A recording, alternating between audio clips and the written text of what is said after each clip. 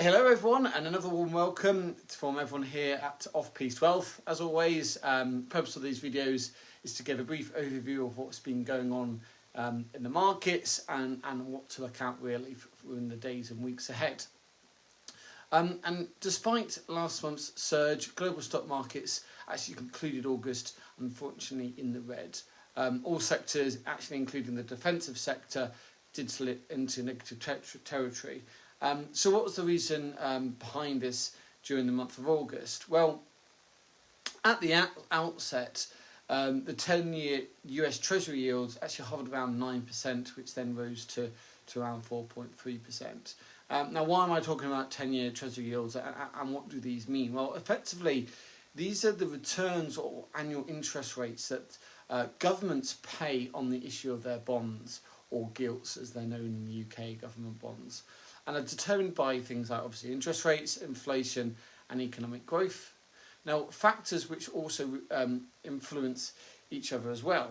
So when inflation exists, Treasury yields become higher as fixed income products are not as in demand. Now, Treasury yields don't just affect how much the government needs to pay to borrow and how much investors earn by buying government bonds. They also influence interest rates.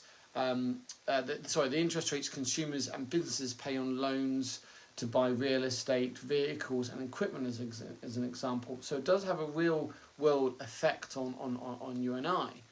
So what does this all mean for the equity markets? Well, this hike in bonds or treasury yields coincided with the stock market low point on the 21st of August, and consequently markets like the tech-heavy Nasdaq over in America saw nearly a 7% dip at its August trough.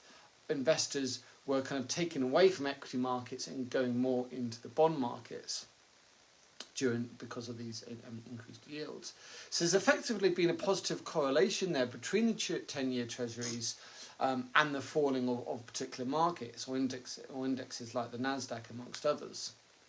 Now, the catalyst behind the uptick, i.e. the rally in the dollar and the stock market downturn, was renewed concern that interest rates might need to remain elevated for an extended period of time.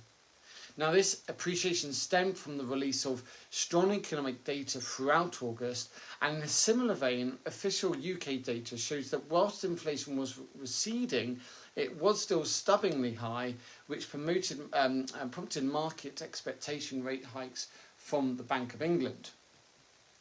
Now, although we do perhaps see this changing for the month of September, we'll obviously have to wait and see.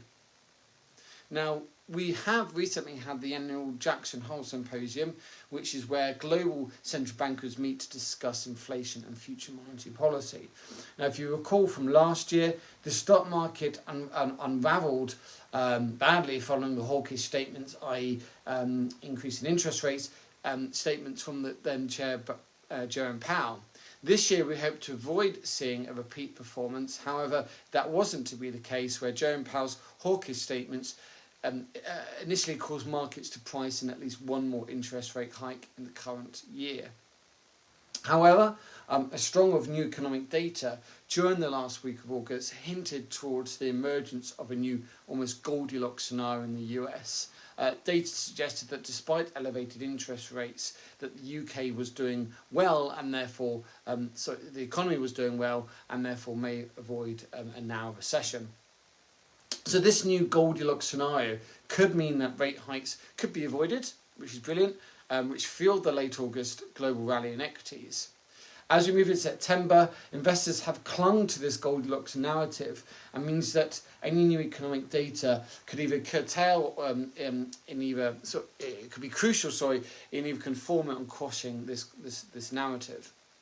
In early September, US Treasury yields unfortunately rose again, which meant that equities slumped, spurring kind of more rate hike fears.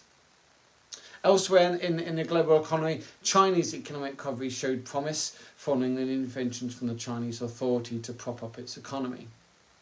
So one of the focal points of September was always going to be the monetary policy decisions from key central banks. Now, last week, the European Central Bank, the ECB, surprised the market with a 0.25% interest rate hike, causing the euro to drop.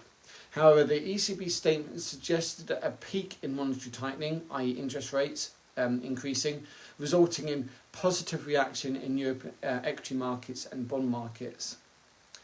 In their statement from the ECB, they said that inflation is still expected to be too high for too long, and referred to upward versions of stiff inflation forecast for the year of 2024 on the back of high energy prices.